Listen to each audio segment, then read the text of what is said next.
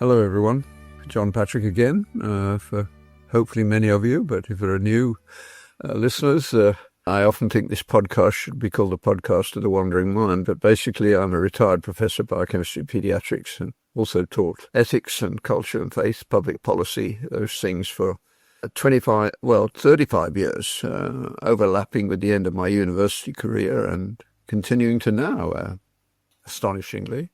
So I left off at the end of last week saying that I would talk a bit more about literacy and reading. I'm in the process of wondering how I need to change my views, because an assumption that I made for years that the students I was teaching would be reading is now quite different from what it was in the past. I've got some reflections that are annoying me. I don't know if they're annoying you, but we'll proceed anyway. They're not essential. Most of you, I'm sure, listen audio only anyway, which is comforting to me. But students used to read more than they do now, and they read in a different way. I was guilty of not thinking about that until really very recently. I just thought they needed to read more, but it's hardly possible. They are actually reading a lot, but it's not worth the effort because it's of all transient significance. They're spending hours and hours a day on the internet with screens, sometimes just listening, sometimes reading, but the idea that they would sit down and read a book for several hours is virtually unthinkable. Whereas for me, that was my usual escape. Well, I had two escapes. One was getting on my bicycle and riding off into the Warwickshire countryside in Worcestershire, which was the origin of Tolkien's Shire. He grew up in the same area of the world. He was born in South Africa, but lived and was educated in Birmingham, and lived a couple of places, one a couple of miles in one direction and the other nearer the school that both he and I went to, King Edward's School, Birmingham. And I loved riding in that beautiful countryside. Didn't think anything of it. Certainly didn't understand what it does to your soul. And the other thing I did was read books, which I read constantly. I was the genuine bookworm. In my high school years, I had to play rugby and cricket. I quite enjoyed cricket. I didn't dislike rugby, but I was a book person, and I remembered the books. Now, that's what education should be about, building a network of ideas that have been acquired in various ways, predominantly reading, but also listening and experience, and being able to recall them and integrate them. Books help you to do that. In the last episode, I talked about how our Rwandan protege, Victor, arrived in Canada speaking only French and Kinyarwanda, but within a year or two was speaking English with an English accent, because he said, you're smart, you don't need to go for formal lessons, just try and we'll correct everything. Don't get upset by being corrected, and he didn't. But he came to love Jane Austen, which was amazing, because he could, if you like, get soul food from her novels. He particularly loved the BBC presentation of Pride and Prejudice, because he had entered our modern society, which almost looked down on anything that might be called manners, as though it was destroying the individual self, instead of what it really does is provide an environment in which the self can flourish. And the huge interest in Jane Austen over the last little while, I think, is telling those who have eyes to see and ears to hear that our society is hungry for content. What she does is she brings to life a world that was firmly rooted in ideas of good and evil, which were entirely Judeo-Christian in origin. And the so-called educationalists have set about destroying that without putting anything in its place, because there isn't anything to put in its place that can do the same thing. So a few years ago, I first stumbled across educationists who saying, well, it doesn't really matter if kids don't learn to read. They can listen, and if they need to send it as text, computers will turn what they say and send it in printed word, which of course can now happen. And with AI, they can just give it the topics and it will produce something. But that is not literacy. That is laziness. It's very unsatisfying. So the idea of memorize and dump, which was developing even when I was younger, but not to the extent that it's reached now. I mean, I can say to any group of university students, could you pass the exam for which you got an A+ 6 months ago now, cold? And of course the answer is no, because within hours of the exam, the decay process has got underway because it was only put into short-term memory. And that's a terrifying thought. I had teachers who cared about literature, cared about their students, and loved teaching, and loved us. And in some way we knew that. Throughout elementary school, the last 15 minutes of the day in school were almost, all the good teachers did the same thing. They read lovely stories to us, which we got sucked into, children's stories. And then we ran home to listen to great actors on BBC's wonderful Children's Hour, reading great stories and bringing them to life for us. But only a very small percentage of the kids I went to school with actually went on to enjoy reading for the rest of their lives. Most of them were forced to learn to read, but they didn't read after they left school. And they left school at 15 when I was a kid. If you didn't go on by 15, you were working. And in many ways, that was better. I remember the boy who lived next door to me coming back from his first little while beginning apprenticeship at the Austin Motor Company with a little bit of metalwork that he had done, the first thing that he had made. And it gave him pleasure. He'd never enjoyed reading. I don't think he read any serious books in his life. He got through school just about. But he liked making. And all my uncles were in the same category. They were an order of magnitude better than my neighbour because they were all tool makers. And that was the peak of working class performance, to have mastered the skill. And of the skills, tool making was top. Now it doesn't exist.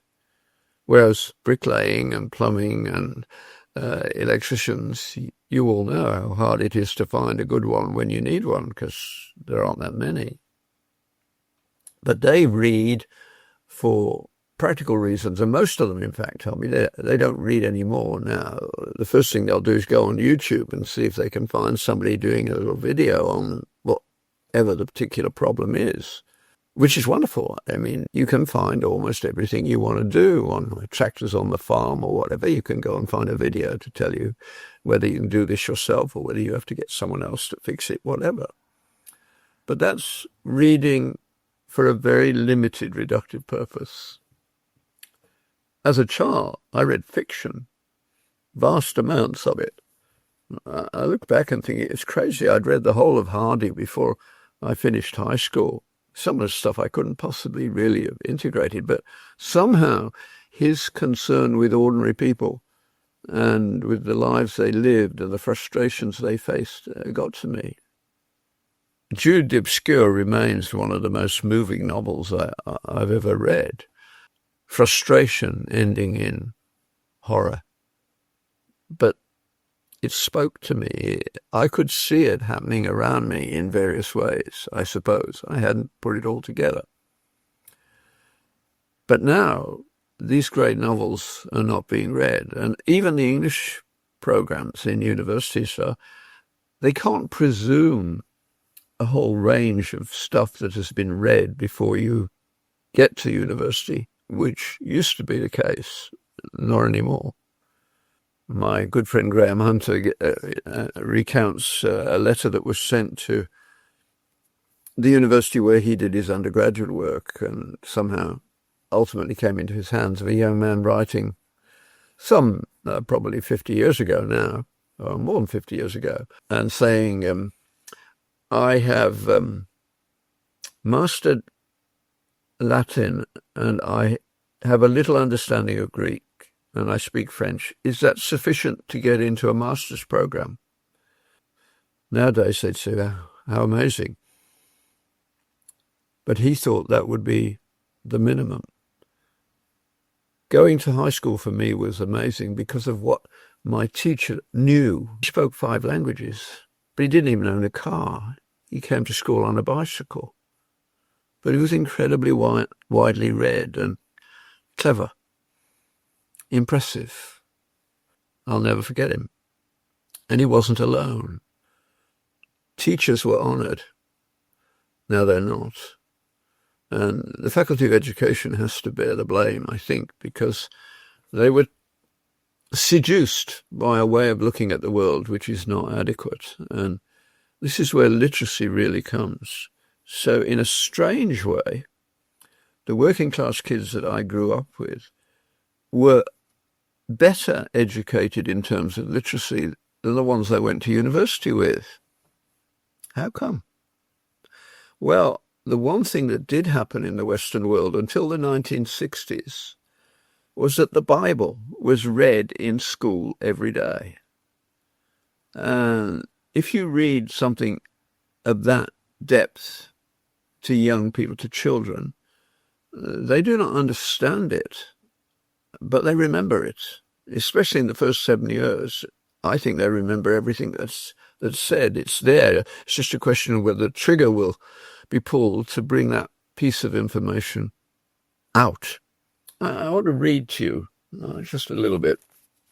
I thought I'd left it on the right page, and now I find that I haven't.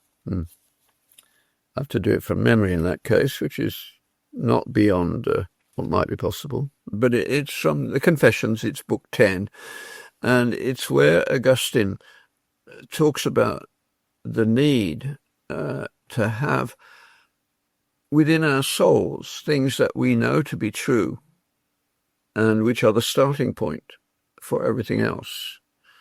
In his own case, of course, he was a brilliant rhetorician and an academic, if you like, and he was going to make his living that way.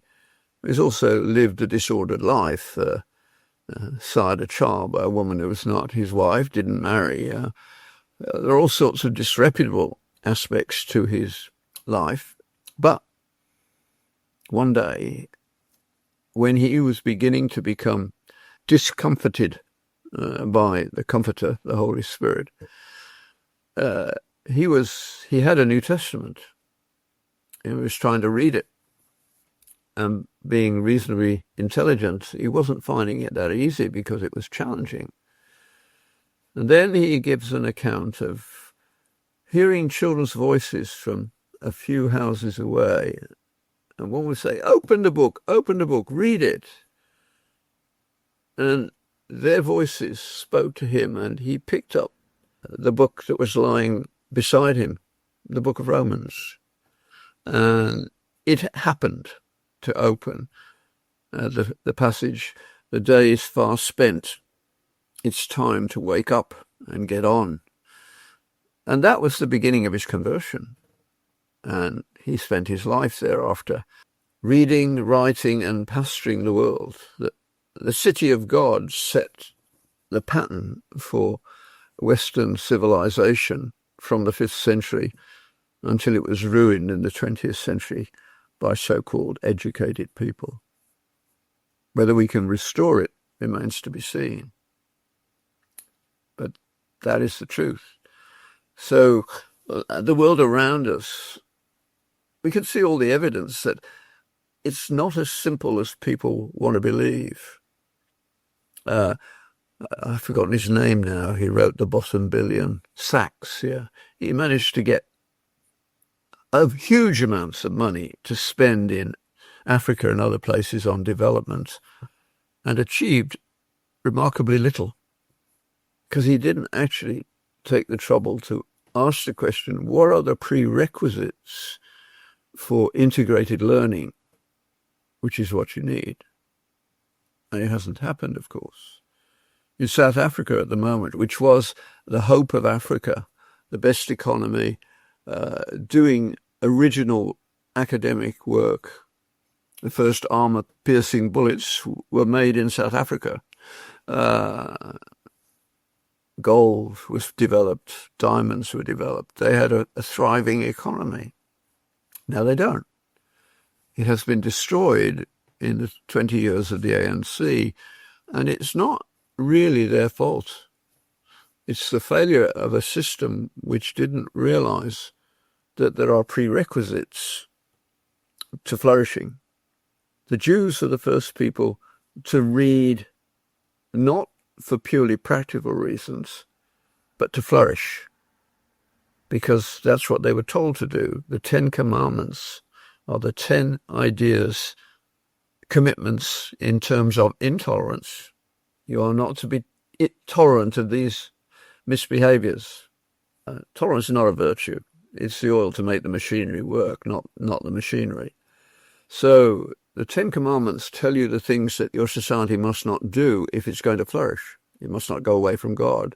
It must not go away from honouring parents. It must not go away from honouring life and property and character, etc. You can reread the 10 Commandments that's what they do. But it even has the brilliance that it says, now, the way you're going to teach your children is by reading to them at the dining room table in everyday life the history, the story of Israel. And what they get out of that is that they know that the world is morally consequential. What you do and how you behave will come back to haunt you, if not in this life, in the next, but in this life in most cases. And that's only going to increase, because the one thing you can't do now is hide your nefarious activities indefinitely. You will be found out in most cases. But Jewish children know that if they're well brought up. Now, of course, we have secular Jews who are not well brought up, and so they're losing their way too. The hope is that they will not, because they can help the rest of us to move towards truthful reading.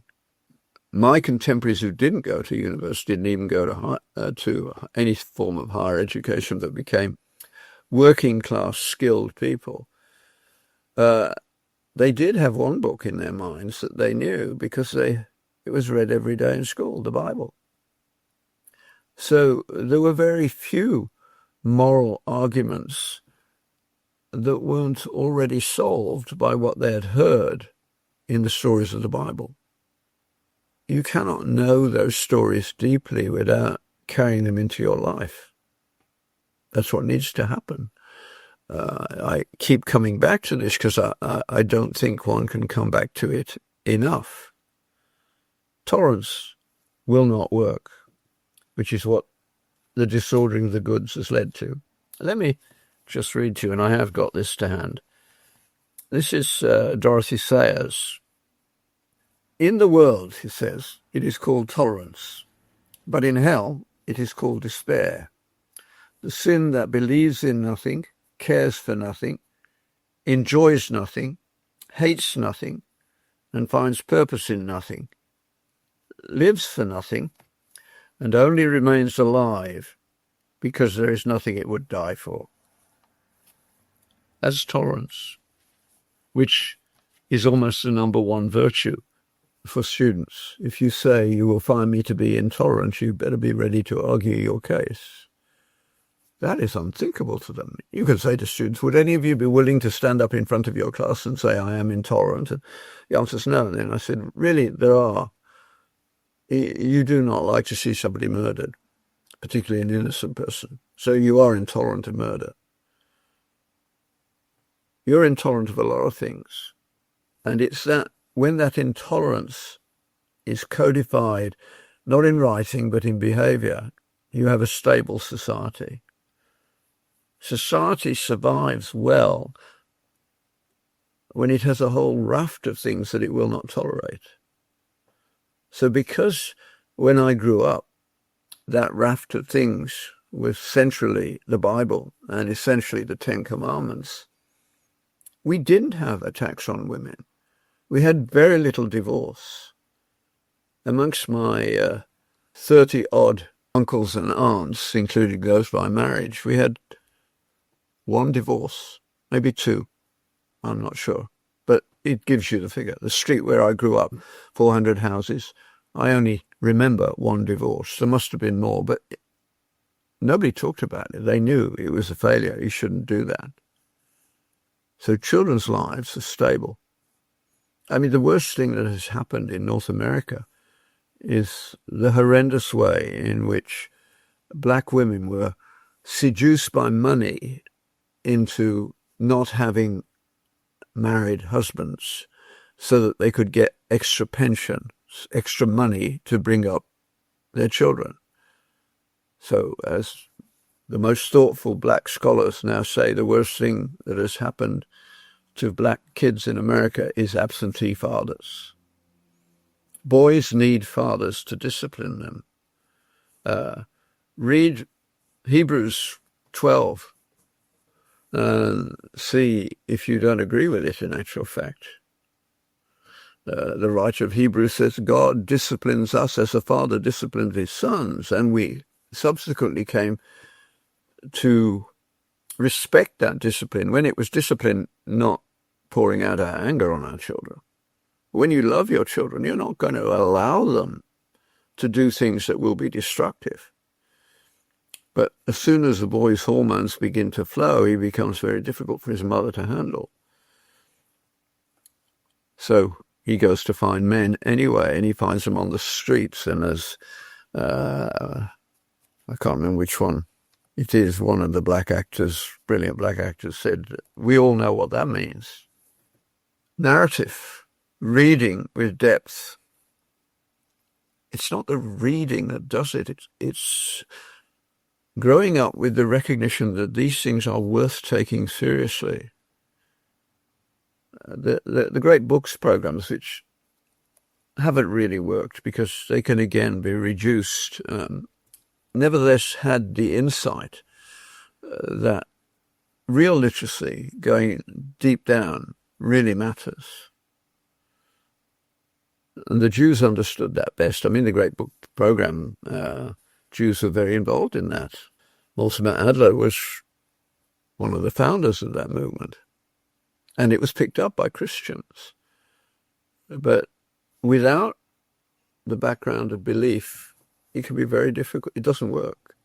We had one student come to Augustine College over the years who'd done a great books program, but then she came to do our one-year program, and she made an incredibly insightful comment when I was talking to her on one occasion. She said, I had to come somewhere where I could read English literature as though the Bible is true.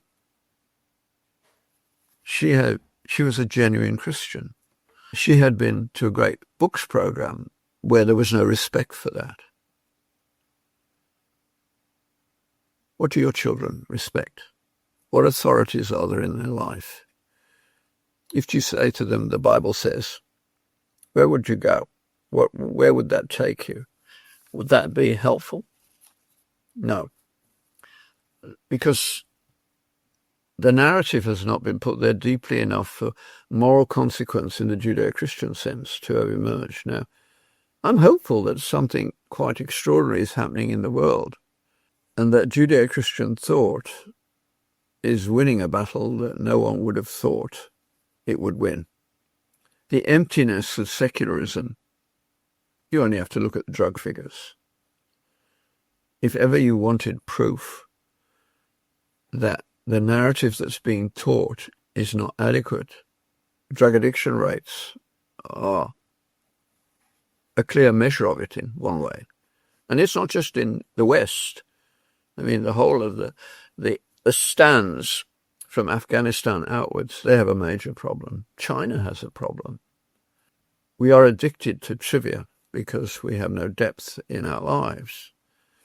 And the young are waking up. I mean, especially the young men more than the young women. We can talk about that in a moment, perhaps, what might be behind that. But the young men are looking for more. They're going back to church. England, the church was just fading away. But in the last 2 or 3 years, young men in particular have started going back to church. And you see people like Tom Holland and others who are serious, got good minds, and start reading properly, and it takes them back there. They begin to realize that the Bible and the stories that it contains had formed a world which they loved. What's his name? Mangal Wadi, the Indian Hindu convert to Christianity, written a book, the Bible, that made the Western world. He went to university, and he realized all these universities in India had been founded during the Raj by the British. And he loved what he was learning. It took a while, but in the end, it brought him to faith, and a courageous faith. He lives with the poor to defend them against exploitation by the rich. And he's been imprisoned, he's had his life threatened, but he doesn't care. Because he understands that without a good enough narrative, you can't get the society you want. One of the illustrations in that book, he says, on an early visit to Europe, he was in Holland. And he was staying with a family, and they got home, and there was no milk in the fridge. And the man at the time said, we'll just go and get some from the farm across the way, which is where they got their milk from. Come, yeah, you'll enjoy it. So they walked across to a farm, and they got there, and it was a dairy farm, but there was nobody around. They went into the milking parlour area, and he brought a jug with him, and he filled his jug. Then he reached up on the shelf, the host, and pulled the box down and put the money in and put the box back. And Mangal Wadi said, "That's astonishing. If this was India, there'd be no milk, no money, and probably no cows. But in Holland, that's where I grew up. Now it's disappearing rapidly. Hopefully it can come back. Maybe there's enough memory, especially people my age, and we have a duty to talk about it. It is possible to live in different ways, and it depends on getting your reading right.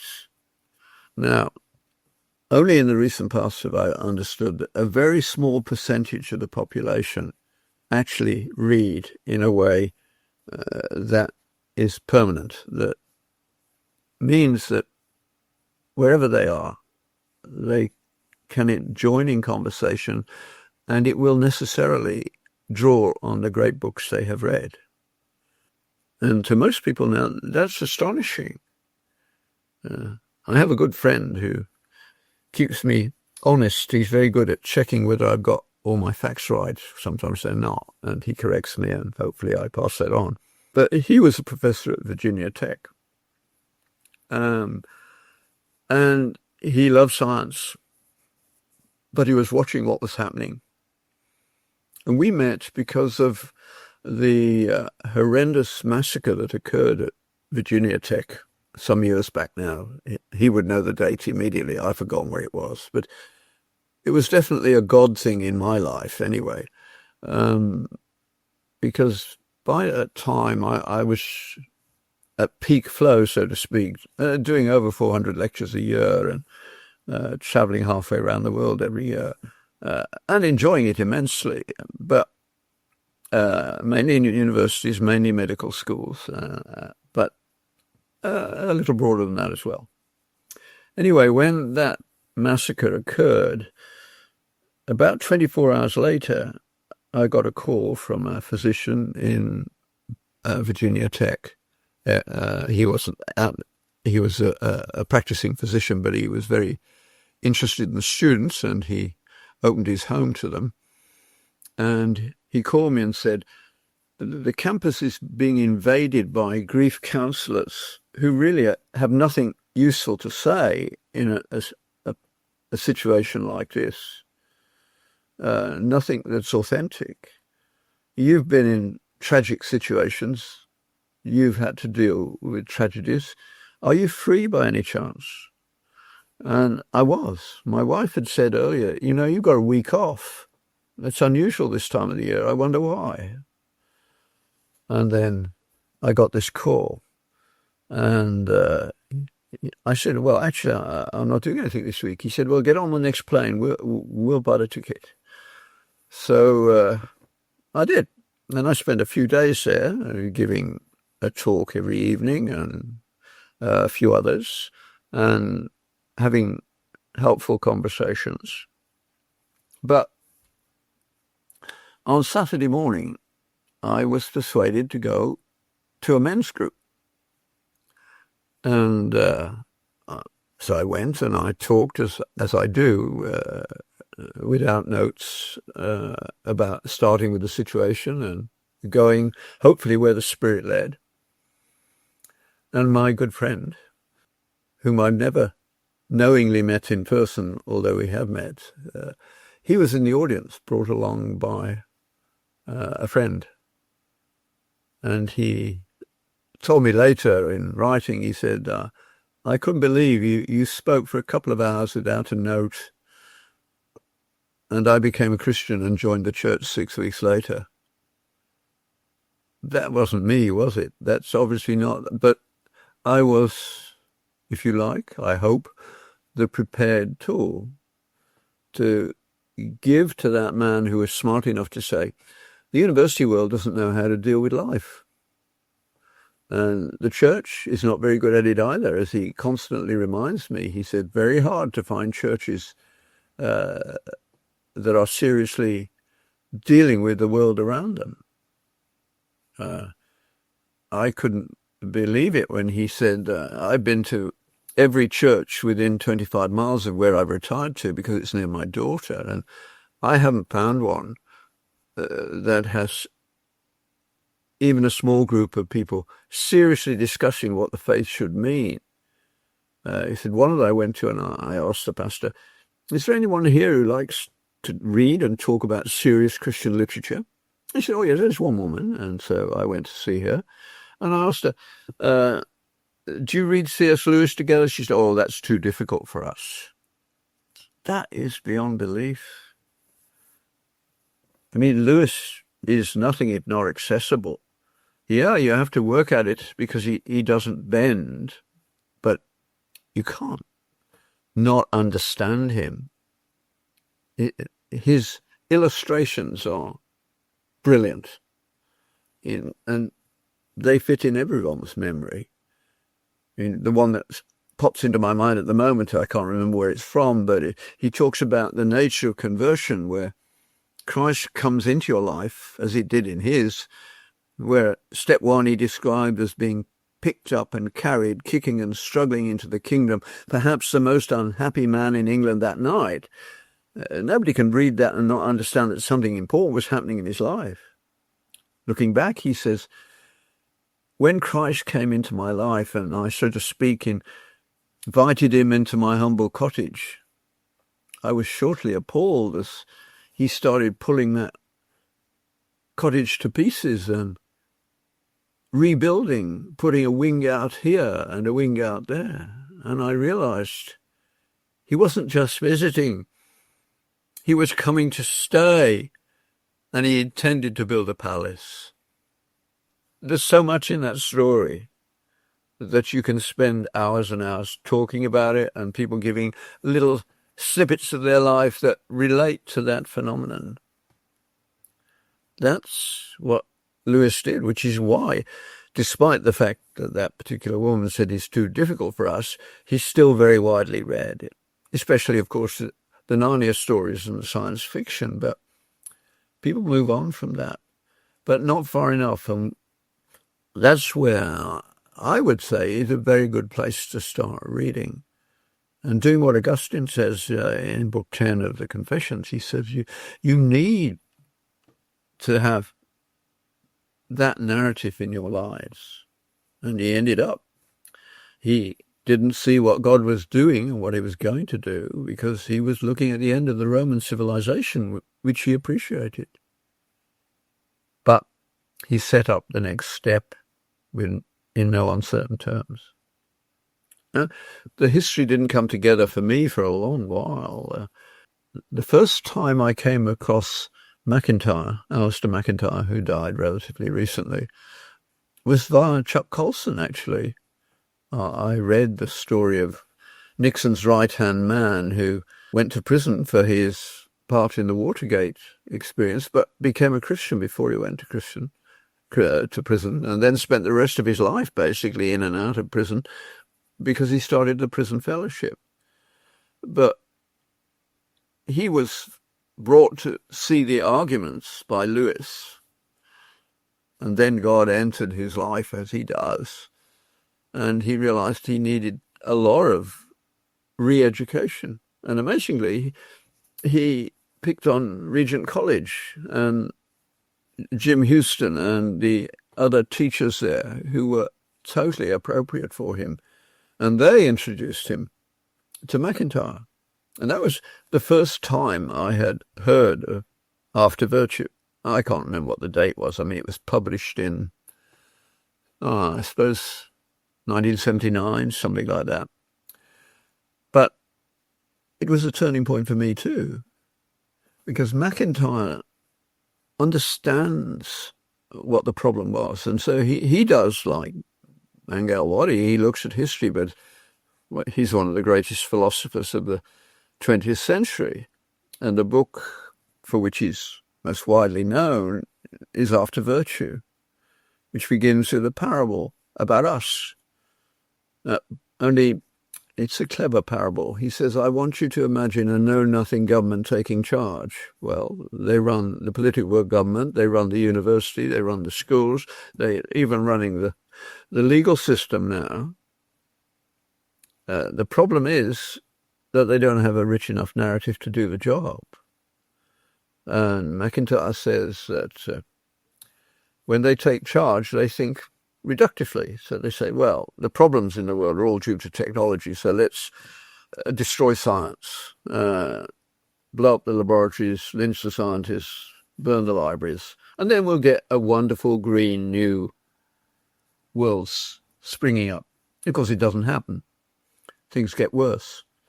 So they have to try and reinvent what they had largely destroyed, and they poke around in the ruins and find little bits here and there.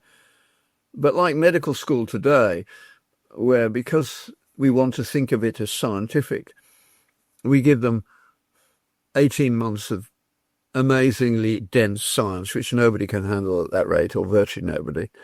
And it's all short-term memory stuff, memorize and dump. It doesn't work. And it doesn't work in McIntyre's account either. And he says, but it doesn't work. And the reason it doesn't work is because it has no depth. He then does an incredible account of Western philosophical history, not strictly chronological, so difficult to read. The second reading is much better and the third is superb. But at the end, he has, again, like Lewis, a wonderful capacity when he gets to it, whenever he writes a parable or a narrative, it brings things to life. So at the end, he says something like this, paraphrasing freely. He says, if you followed my argument in this book, you ought to realize that I am proposing that we've already entered upon a second dark ages. But we should not be entirely without hope, because last time this happened, good men and women withdrew from the task of shoring up the Roman Imperium into forming communities within which they could keep the civilities and the virtues alive. It's the monastic system, and they succeeded. They preserved the story, and it came back. Went out to the western edge and came back. But he said, the only difference is, last time, when the Romans were destroyed, the barbarians were waiting at the gate. This time, the barbarians have been ruling us forever. And that is at the heart of our problem, to recognize that. We are waiting for a doubtless new St. Benedict to give us the structure back that we lost. Virtue is caught, not taught. I picked up this week, as it happens, a thick handout for students on medical ethics, as though they're going to read it, given all the other stuff they have to read. But the guy who wrote it at least said, we know that ethics doesn't make you ethical. Absolutely true. Ethics may turn you into an amateur ethicist who knows the arguments, but it doesn't make you ethical. That comes from living in a narrative. Bloom, in The Closing of the American Mind, describes it beautifully at the end of the first chapter, where he looks at his grandparents, who were deeply religious Jews, who arrived in America with nothing. Then they worked in the sweatshops. Their children owned the sweatshops and watched the Holocaust and lost faith. And Alan Bloom's generation are all MDs and PhDs. But Bloom realizes that his grandparents had something which him and his cousins have lost. They're all MDs and PhDs, but they had no wisdom.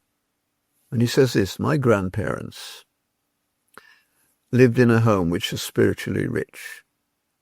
They found reasons for the performance of their duties and the bearing their sorrows by reference to the book, the Old Testament. And they could go to the synagogue, where they heard great scholars who spoke not from an alien perspective, but from the same perspective, while simply going deeper and providing guidance. That, says Bloom, is what a community is. The best definition I know. A community is something that invites high and low into a common story of meaning. One hears all sorts of sentimental trash about community these days. Alan Bloom was smarter than that. He could see that the students coming to his classes were deteriorating year by year, not because of their intrinsic abilities, but because of their education. And he didn't want to do remedial training. He said, when I listen to my cousins, compared to my grandparents, they have no comparable wisdom.